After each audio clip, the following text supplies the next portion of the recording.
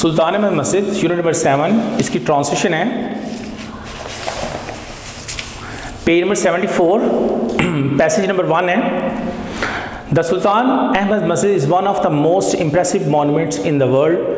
मस्जिद सुल्तान अहमद दुनिया की इंतहाई दिलकश यादगारों में से एक यादगार है। It is also known as a blue मस्जिद, इसे नीली मस्जिद के नाम से भी जाना जाता है because of the blue tiles that embellish its interior, क्योंकि इसकी जो नीली टाइलें हैं इसके अंदरूनी हिस्से को खूबसूरत बनाती है। सिचुएटेड इन इस्तांबुल, ये इस्तांबुल में वाक़ है। The largest city in Turkey, जो कि तुर्की का सबसे बड़ा शहर है। And the capital of Ottoman Empire from 1453 to 1923, और 1453 से लेकर 1923 तक सल्तनत उस्मानिया का दारुल-खुलाफा रह चुका है। It has become the most popular tourist attraction, ये सियाहों के लिए सबसे ज़्यादा मशहूर व मरूफ जगह बन चुकी है।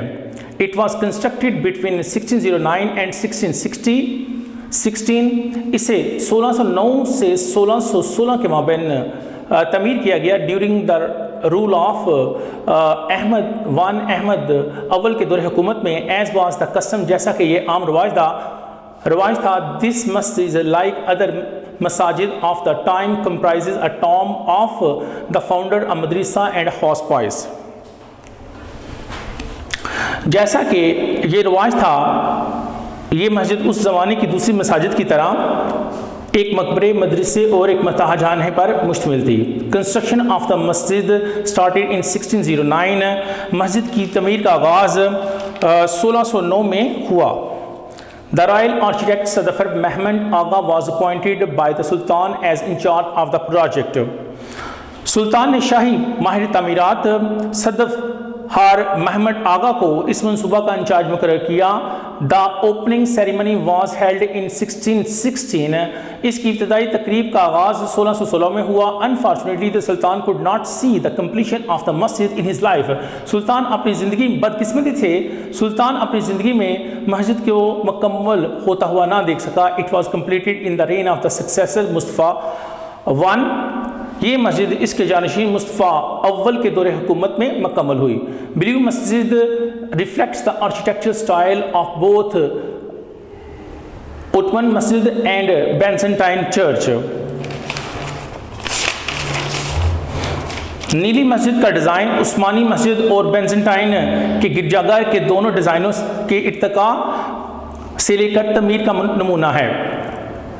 Hagia Sophia masjid one of the wonders of the Muslim, Hagia Sophia जो कि एक मस्जिद है, मुसलमानों के अजूबात में से एक अजूबा है। Was also kept in a view as a model, इसको भी बतौर एक नमूने के तौर पर मद्देनजर रखा गया। Blue masjid even today is considered to be unmatched in splendour, majesty and size. नीली मस्जिद आज भी शान शौकत, जहजलाल और साइज में बेनज़ीर समझी जाती है।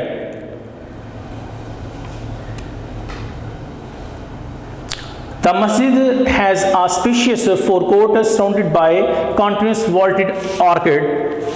मस्जिद का सामने वाला हिस्सा बहुत वसी है जो हर तरफ में मुसलसल महराबी और कोसी रास्तों से घिरा हुआ है। It has ablution facility on both sides, इसके दोनों तरफ वुज़ू करने की सहूलियात मुयस्सर हैं।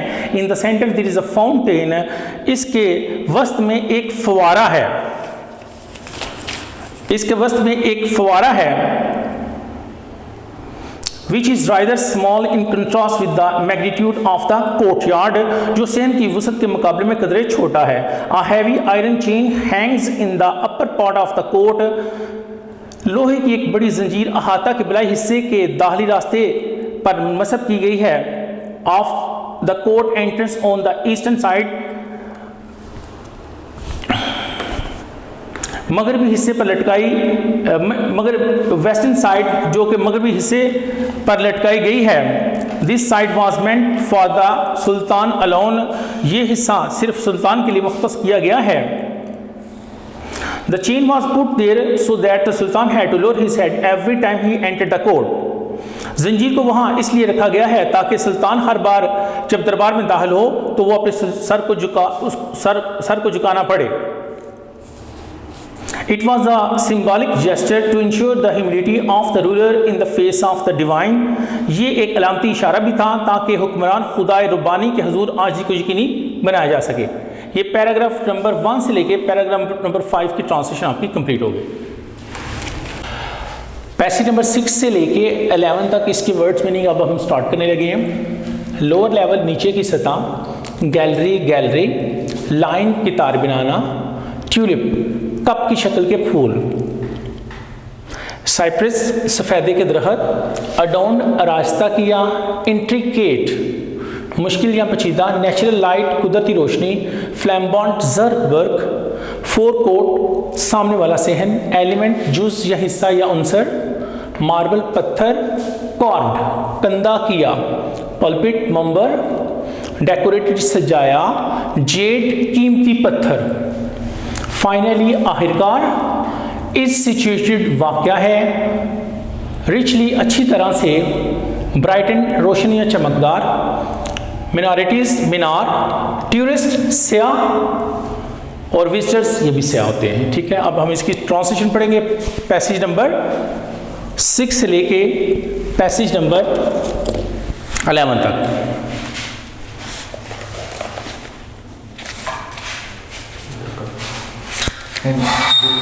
नहीं, ये इधर से फोकस करना है, ये पैसेज नंबर 6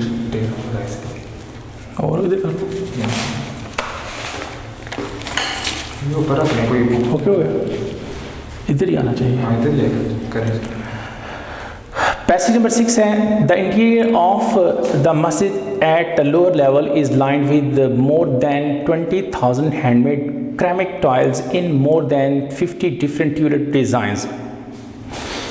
मस्जिद के अंदरूनी हिस्से की ज़ेरी सतह से बनी हुई 20,000 से ज़ायद चीनी की टाइलों जो गुले लाला के फूलों के 50 मुख्तलिफ डिज़ाइनों में से एक ही लाइन में बनाई गई हैं। At gallery level, the design becomes flamboyant with the representation of flowers, fruit and cypresses. Gallery की सतह पर डिज़ाइन फूलों, फलों और सफ़ेदे के दरख्तों की नुमाइश के साथ ज़्यादा ज़र्क बर्क हो जाता है।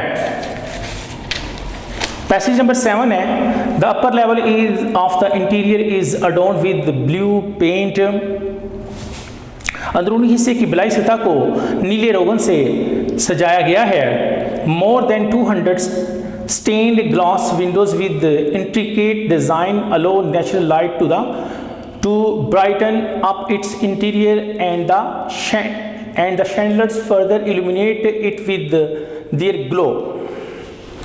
200 से ज़्यादा दूधिया रोशनियों वाली खिड़कियां हैं जिन पर पेचीदा डिज़ाइन बने हुए हैं, जिनसे आती हुई कुदरती रोशनी मस्जिद के अंदरूनी हिस्से को रोशन कर देती है और चिराग और चहल चिराग फनूस जो हैं इसको मज़ीद इसकी चमक दमक में इजाफा का बायस बनते हैं। द डेकोरेशन इंक्लूड आयत फ्राम द होली कुरान, सजावट जिसमें कुरान पाक की आयात भी शामिल हैं। The floors are covered with carpets, फर्श को कालीनों से आरास्ता किया गया है या करीलों से डांपा गया है। पैसेज नंबर 8 है, the most important element in the interior of the masjid is the mihrab which is made of finely carved marble. मस्जिद के अंदरूनी हिस्से में सबसे अहम जुज़ मस्जिद का महराब है जो कि उमदगी से तराशे हुए संगे मरमर से बना है। To the right of the mihrab is richly decorated pulpit. मस्जिद महराब के दाएं तरफ एक आला आराशी मंबर है। The masjid is so designed that even if it is most crowded, everyone in the masjid can hear and see the imam. मस्जिद इस तरह बनाई गई है कि जब मस्जिद में बहुत ज़्यादा बड़ी होती हैं तो हर कोई मस्जिद में इमाम को सुन सकता है और देख सकता है। पैसेज नंबर 9,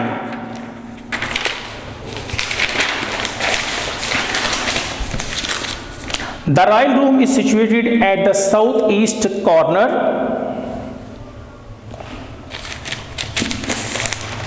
शाही कमरा जनूब मशरकी कोने में वाक़या है।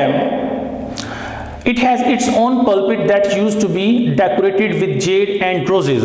इसका अपना मंबर है जिसको कीमती पत्थर और गुलाब के फूलों से सजाया गया है। पैसेज नंबर 10 है, the blue masjid has 6 minarets. नीली मस्जिद के 6 मीनार हैं। 4 minarets stand one each at the four corners of the masjid. चारों मीनार में से हर एक मस्जिद के चारों कोनों पर वाक़या हैं. Each of these pencil shaped minarets has three balconies while the other two at the end of the forecourt have only two balconies. इनमें हर पेंसिल की शक्ल की मीनार की 3 बालकोनियां हैं, जबकि दो दूसरे जो बैरूनी हिस्सा के आखिर पर हैं उनमें सिर्फ 2 बालकोनियां हैं. पैसेज नंबर 11 लास्ट वन है. इन द इवनिंग, शाम के वक्त, a large number of tourists and Turks gather in the park facing the masjid to hear the call to the evening namaz. शाम को बहुत से सियाह और तुर्क मस्जिद के सामने वाली सैरगाह में शाम की अजान के सुनने के लिए इकट्ठे होते हैं. The masjid is flooded with lights and so are the hearts of the believers with divine love. मस्जिद में रोशनियों का सैलाब उमड़ आता है और ईमान वालों का दिल अल्लाह ताला की मोहब्बत से सरशार हो जाता है. Though much has been lost of Billu Masjid over the years, yet it has not lost the love of its visitors. गो कि नीली मस्जिद का बरस सालों से बहुत ज़्यादा नुकसान हुआ है, ताहम सियाहों की मोहब्बत इसके लिए कम नहीं हुई. The masjid is still one of the most frequently visited monuments of the world. मस्जिद अभी तक दुनिया की उन यादगारों में से एक है जिसमें सियाह सबसे ज़्यादा आते हैं. यह आपकी ट्रांसलेशन कंप्लीट होगी. अब हम इसके क्वेश्चन आंसर पढ़ेंगे. इसके लिए pilot A1 English grammar composition and translation 9th class pilot A1. इसका पेज नंबर आपने ओपन करना है 120. Unit number 7 Sultan Ahmed, the Sultan Ahmed मस्जिद सुल्तान अहमद. इसके क्वेश्चन आंसर है. आपको पता है बोर्ड में जो क्वेश्चन आंसर आते हैं ना, बोर्ड के अंदर जो क्वेश्चन आंसर आते हैं वो 10 नंबर के आते हैं. 8 टोटल आएंगे और आपने सिर्फ और सिर्फ 5 अटैम्प्ट करने हैं. स्टार्ट करते हैं. क्वेश्चन नंबर 1 है वाई सुल्तान अहमद मस्जिद is also known as a blue मस्जिद. सुल्तान अहमद मस्जिद को नीली मस्जिद के नाम से क्यों जाना जाता है? द सुल्तान अहमद मस्जिद is known as the blue masjid because of the blue tiles that embellish its interior. Sultan Ahmed मस्जिद को नीली मस्जिद के नाम से भी जाना जाता है क्योंकि इसकी नीली टाइलें इसके अंदरूनी हिस्से को आरास्ता करती हैं. क्वेश्चन नंबर 2 है who was appointed the architect of the masjid. किसको मस्जिद का माहिर तमीर मुकर्रर किया गया? Sedefkar Mehmed Agha was appointed the royal architect of the masjid. Question number 3 है why was a heavy iron chain hung at the entrance of the court. लोहे की भारी जंजीर सहन के दरवाजे पर क्यों लटकाई गई है? अ heavy iron chain was hung at the entrance of the court so that the Sultan had to lower his head every time he entered the court in order to get hit and also has the symbolic gesture to ensure the humility of the ruler in the face of the divine. लोहे की बारी जंजीर सहन के दरवाजे पर लटकाई गई है ताकि सुल्तान जितनी बार भी वहाँ से गुजरे इसको अपना सर झुकाना पड़े ताकि कहीं इसको चोट ना आ जाए. और यहाँ एक अलामती इशारा भी था कि वो खुदाए रब्बानी के हजूर हुक्मरानी की आजी को यकीनी बनाया जा सके. क्वेश्चन नंबर 4 है how does the interior of the मस्जिद लुक. मस्जिद का अंदरूनी हिस्सा कैसा नज़र आता है? द इंटीरियर ऑफ द मस्जिद is embellished with blue tiles which gives it's interior and attractive look. मस्जिद के अंदरूनी हिस्से को नीली टाइलों से रास्ता किया गया है जो कि दिलकश वज़ाकता पेश करते हैं. नंबर 5 है question number why do you think madrasa and hospice was the part of the masjid. आपके ख्याल में मदरसा और मताजाना मस्जिद का हिस्सा क्यों था? I think the madrasa was for the students who came to acquire Islamic religious education and hospice was for the needy and the destitute. मेरे ख्याल में मदरसा उन तलबात के लिए था जो इस्लामी मजहबी तालीम हासिल करने के लिए आए थे, जबकि मुहताजाना ज़रूरतमंदों और बेसहारा लोगों के लिए था. क्वेश्चन नंबर 6 है who constructed the masjid Sophia.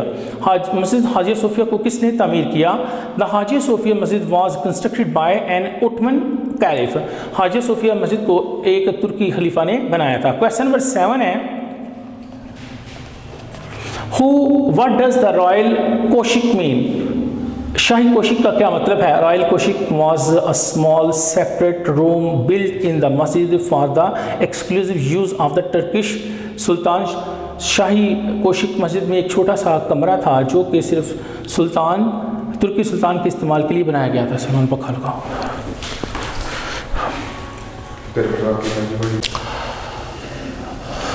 Unit number 7 Sultan Ahmed मस्जिद एक्सरसाइज. इसका ए पार्ट है जिसमें सिनोनिम्स आए हुए हैं और दूसरी तरफ इसके बी पार्ट में एंथोनिम्स हैं.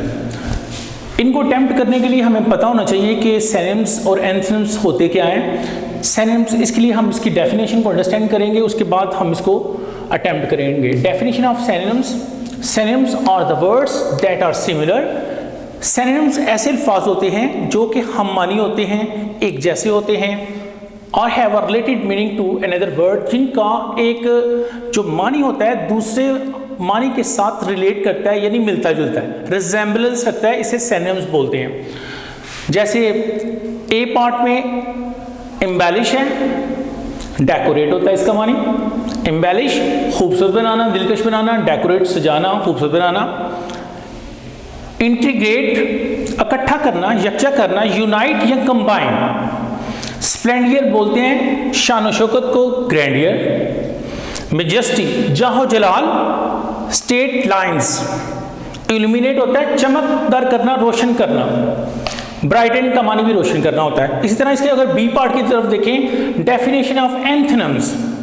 डेफिनेशन ऑफ एंथोनिम्स क्या होते हैं? एंथोनिम्स आर द वर्ड्स, एंथोनिम्स ऐसे अल्फाज होते हैं दैट आर ऑपोजिट, जो कि मतजाद होते हैं, उल्ट होते हैं, मुखालिफ होते हैं, और have are different meaning to another word, या तो उसका जो मानी होता है दूसरे अल्फाज से कतई मुख्तलिफ होता है, डिफर करता है, इख्तलाफ रखता है। तो इसके लिए हम पढ़ते हैं भाई वर्ड्स एंथोनिम्स। इंप्रेसिव बोलते हैं मुतासिर कौन को, अनइम्प्रेसिव। द लार्जेस्ट सबसे बड़ा, स्मॉलेस्ट छोटा। हैवी वजनी, लाइट हल्का। अपर बलाई हिस्सा, ऊपरी हिस्सा।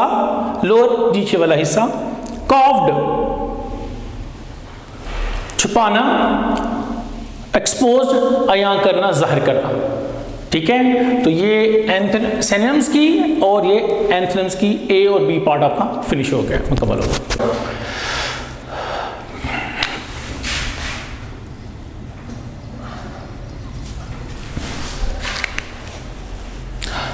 यूनिट नंबर 7 टॉपिक सुल्तान मस्जिद एक्सरसाइज में सिर्फ ग्रामर का ए पार्ट है। Place the adverb at the right position.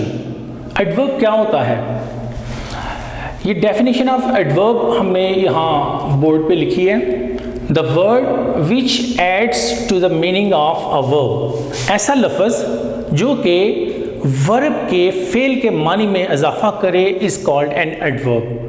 यानी एडवर्ब की डेफिनेशन को आसान अल्फाज में ऐसे ही बयान करेंगे कि कोई ऐसा वर्ड है कि जो वर्ब के मानी में मज़ीद एडिशन कर रहा है, मज़ीद इजाफा कर रहा है, उसे एडवर्ब बोलते हैं। अब हम इनको अटैम्प्ट करते हैं। शी कम्स हियर, हमें सबसे पहले इसमें से वर्ब देखना पड़ेंगे कौन कौन से हैं। She comes here often, often तो एडवर्ब है, ये देखें। कम्स जो है ना वर्ब है। गोज जो है ना वर्ब है, ठीक है। The teacher was late, late जो है ना ये वर्ब है। वी आर टायर्ड, टायर्ड जो है ना ये वर्ब है। आई हैव पोस्टेड, पोस्टेड जो है ना ये वर्ब है। ही डिड हिज वर्क, तो ये जो है ना डिड जो है ना ये वर्ब है।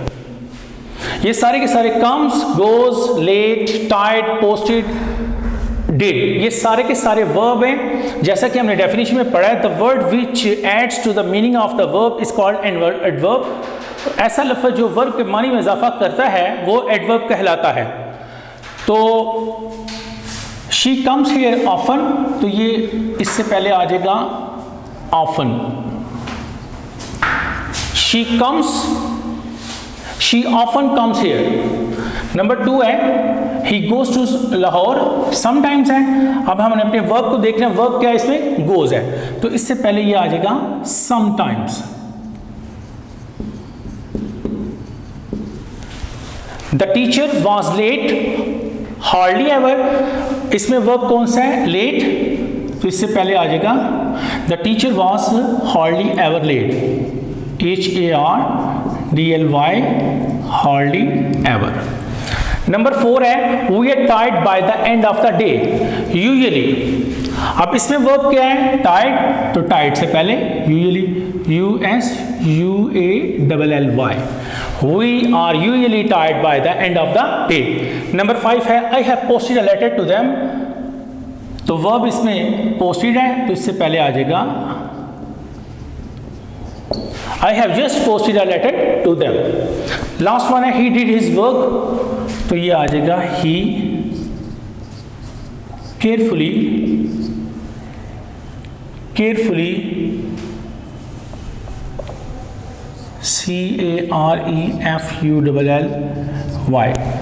he carefully did his work, ये सारा अटेम्प्ट हो जाएगा। अगर हम इसको शुरू से देखें she often comes here, he sometimes goes to Lahore, the teacher was hardly ever late, we are usually tired by the end of the day, I have just posted a letter to them, he carefully did his work। तो इसकी ये definition है। अब हम इसके D part की तरफ आते हैं। डी पार्ट क्या है? पुट द सिंस और फॉर और since in the blanks. For को या सिंस को अपने ब्लैंक्स में लगाना है। अब इसके लिए आसान तरीका है, सिंस जो होता है ना वो नाम के लिए यूज होता है, और फॉर जो होता है ना वो तादाद के लिए यूज होता है। सिंस जो होता है मुकर्रर वक्त के लिए होता है, तादाद मुकर्रर, फॉर जो है तादाद के लिए होता है।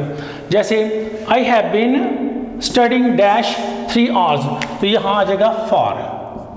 आपने याद रखना है आवर्स के साथ हमेशा फॉर आएगा और क्लॉक के साथ हमेशा सिंस आएगा, इसमें फॉर आएगा। I have been watching TV dash 7 PM, अब ये मुकर्रर वक्त दिया हुआ है 7 PM, तो ये आ जाएगा सिंस आ जाएगा। नंबर 3 है Tara has not been feeling well dash 2 weeks, यहाँ भी तादाद मेंशन की गई है, तो ये आएगा for. Tara has not been visiting us dash March, यहाँ नाम आया हुआ है, तो यहाँ आ जाएगा सिंस। नंबर 5 है he has been playing football dash a long time, तो ये आ जाएगा फॉर।